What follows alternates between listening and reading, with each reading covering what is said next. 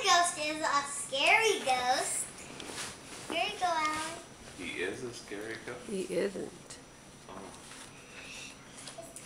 The Holy Ghost fills us with truth and right.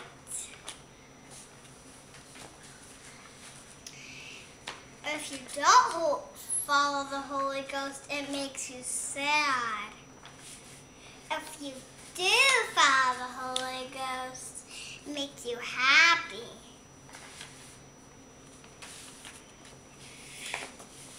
The Holy Ghost makes you brave like a lion.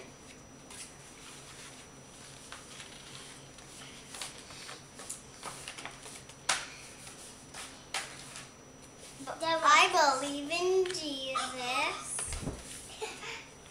Jesus holding out his hands to help us. And Dad won't. People in Jerusalem. Dad won't. Dad won't. Oh. Dad won't.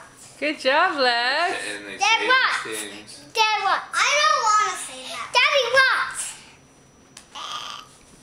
Say this thing for me. What did you say? You have to say amen after you're done. I say these things in the I say name of things in Jesus Christ's name. Amen. There you go. You.